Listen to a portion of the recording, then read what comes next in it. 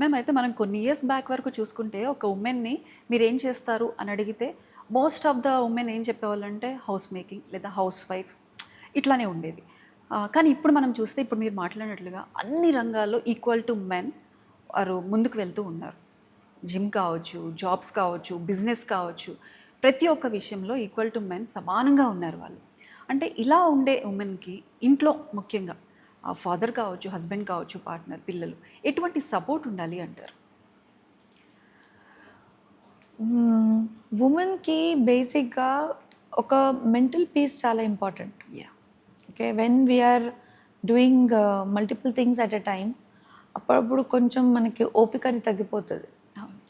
So ఇంట్లో వాళ్ళు ఏమి సపోర్ట్ చేసినా అంటే హెల్ప్ చేసినా చేయకపోయినా కనీసం వాళ్ళకొక ప్లెజెంట్ అట్మాస్ఫియర్, అంటే వాళ్ళకొక కంఫర్టబుల్ అట్మాస్ఫియర్, అంటే ఆమెకి ఏం కావాలది చేయని, మనము తనకి ఇంకా ఇబ్బంది పెట్టకపోతే చాలు. అంటే మెంటల్గా తనకి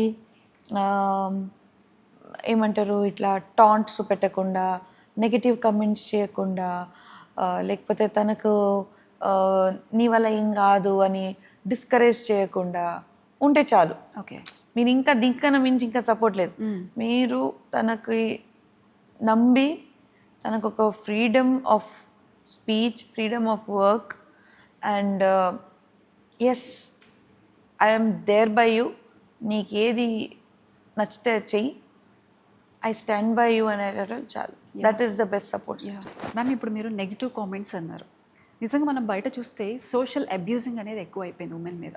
అంటే మనం దాన్ని ఎలా చూడాలంటారు? ఫస్ట్ ఆఫ్ ఆల్ మీకు అర్థం కావాలి ఒక విషయం ఏంటంటే, మనం ఏ ఏరియాలో వెళ్ళినా కూడా, లేకపోతే ఏదైనా ప్రత్యేకంగా ఒక్క అంటే ప్రతి ఒక్క సిచ్యువేషన్కి ఒక పాజిటివ్ ఆస్పెక్ట్ ఉంటుంది, ఒక నెగిటివ్ ఆస్పెక్ట్ ఉంటుంది. సో వెన్ మనం సోషల్ మీడియాలో ఎంట్రీ అవుతున్నప్పుడు మీరు అర్థం చేసుకోవాల్సి ఏంటంటే, దీంట్లో there are advantages and disadvantages also. అది సోషల్ మీడియా ఒకటే కాదు, ఏదైనా జాబ్కి వెళ్ళినా, డిఫరెంట్ జాబ్కి, డిఫరెంట్ ఏదైనా పనికి దాని ఇవి ఉంటాయి.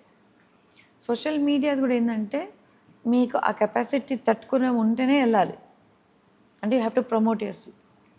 అఫ్కోర్స్ తప్పే పక్కన నెగిటివ్ కమెంట్ చేయడము, చీప్గా కమెంట్ చేయడము, దానికి ఒక ఫిల్టర్ అని ఉండాలి. మేబీ వచ్చే టైంలో అది టెక్నాలజీ కూడా డెవలప్ అవుతూ వస్తుందేమో. కానీ ఈరోజు కూడా మనకి బ్లాకింగ్ ఉంది, అవి ఎంత ఉన్నాయి. You can block the person who is commenting you can report, అదంతా ఉంది. కానీ ఎంత చేసినా కూడా ప్రతి ఒక్క కమెంట్ మనకు నచ్చినట్టుగా ఉండదు. అందరికీ అది సిచ్యువేషన్ ఉంది. మీరు మోదీ గారి నుంచి మీరు ఒక మామూలు మనిషిని దగ్గర తీసుకోండి, వాళ్ళకు కూడా పాజిటివ్ కమెంట్స్ వస్తాయి, వాళ్ళకు కూడా నెగిటివ్ కమెంట్స్ కూడా ఉంటాయి. కానీ ఆ నెగిటివ్ కమెంట్స్లో మనం నేర్చుకోవాల్సింది ఏంటంటే, ఈ నెగిటివ్ కమెంట్స్ అంటే దీనికి అది నిజం ఉందా లేదా, అంటే కొంతమంది నెగిటివ్ కమెంట్ చేస్తే ఇది నాకు లాగు ఉందా లేదా. ఒకవేళ లేదు దీంట్లో నా ఫాల్ట్ ఉంది అందుకే నెగిటివ్ కమెంట్ అంటే రెక్టిఫై యువర్ సెల్ఫ్. ఒకవేళ లేదు దిస్ పర్సన్ ఇస్ అంటే దానికి అసలు దానికి సంబంధమే లేదంటే neglect. Okay, neglect is the best thing.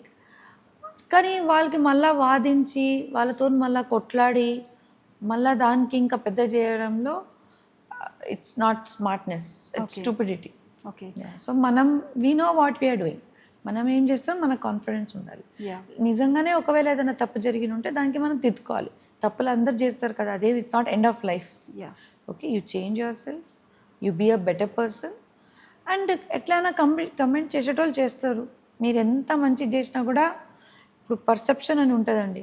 అంటే ఇప్పుడు నాకు చూసిన వాళ్ళ మీద ఉంటుంది, మీరు ఎట్లా చూస్తారో వాళ్ళ మీద ఉంటుంది.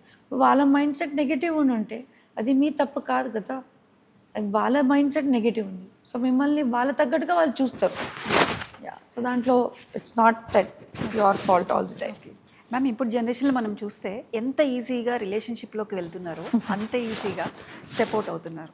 అంటే దీనికి రీజన్స్ మనం ఎలా చూడాలంటే, అందరికీ ఇవాళ రేపు క్లారిటీ అనేది కొంచెం అంటే మనకి ఏం కావాలి అనేది క్లారిటీ లేదు. ఏం కావాలని క్లారిటీ ఉండదు. ఎప్పుడు కావాలని క్లారిటీ ఉండదు, యూనో ఇమీడియట్గా డిసిజన్ తీసుకోవడము, jumping to the situation, like you know taking haphazard decisions, ఇవి అంతా దీనివల్ల ఇట్లాంటి ప్రాబ్లమ్స్ వస్తాయి. కానీ ఓపిక, యూనో పేషెన్స్, ఒక అండర్స్టాండింగ్ లెవెల్, అంటే ఒక్కటి ఏమంటారు కమిట్మెంట్, ఇట్లాంటి people don't want to take a stress about relationship నా. అంటే అప్పుడు మా కాలంలో అనుకోండి, ఇప్పుడు కూడా లేకపోతే మా మదర్ వాళ్ళ కాలంలో అనుకోండి, దే వర్ వెరీ డెడికేటెడ్, అంటే they were ready to change themselves for the people whom they love. Patience కూడా ఎక్కువ, పేషెన్స్ ఉంటుండే అండ్ ఆ జీల్ ఉంటుండే. అరే no, I have to make this possible. ఇప్పుడు నా పెళ్ళి వాళ్ళు ఎట్లా నో బడీ ఈజ్ పర్ఫెక్ట్, పక్కనోడు ఎట్లయినా ఉండని. First of all we have to understand that nobody is perfect. మనం ఏం అంటే జనరల్గా ఈ జనరేషన్ ఏమనుకుంటారంటే, ఓకే ఫైన్, మనము ఈ ఈ రిలేషన్షిప్ నుంచి బయటికి వస్తే ఇంకోటి ఎవరో మంచోడు దొరుకుతారని మనం వెతుకుతాం. Okay, see togetherness is like a puzzle.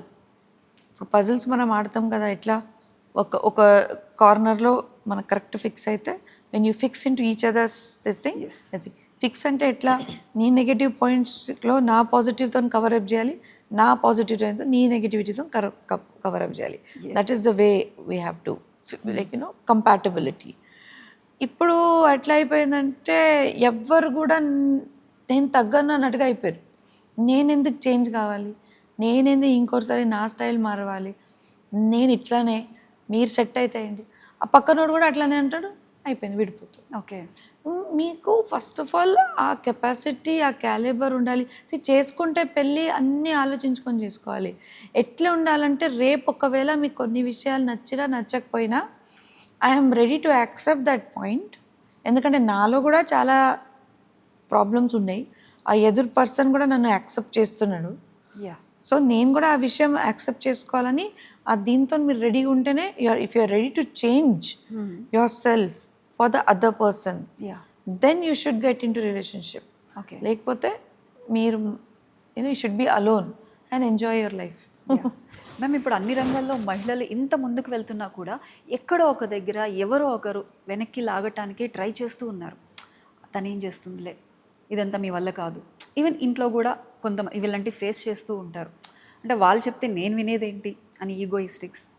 వీళ్ళందరినీ మనం ఎలా డీల్ చేయాలంటారు?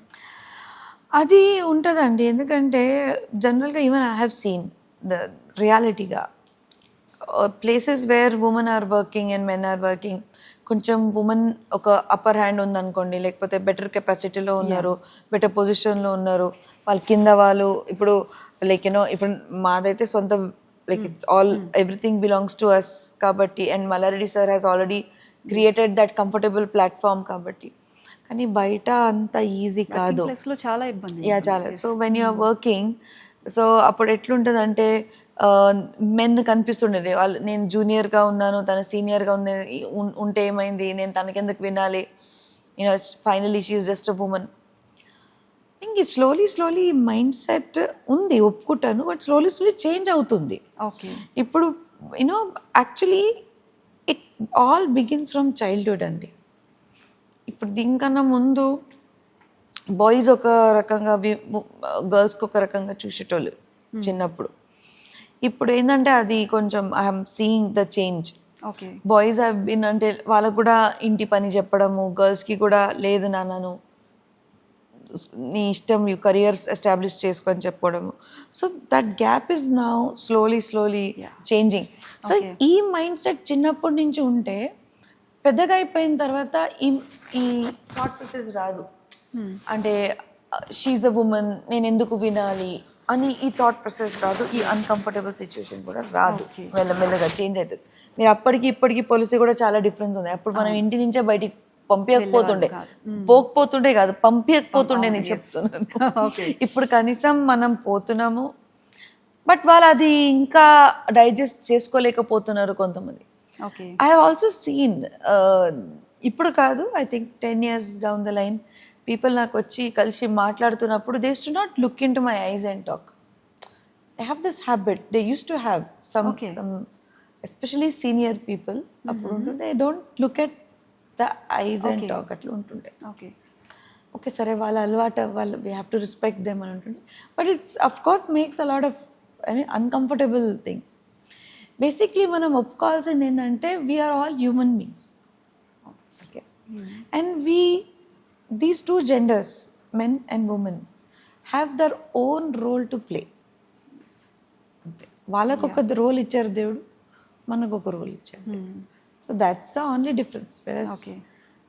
Human being science wise as a medical student it's the same.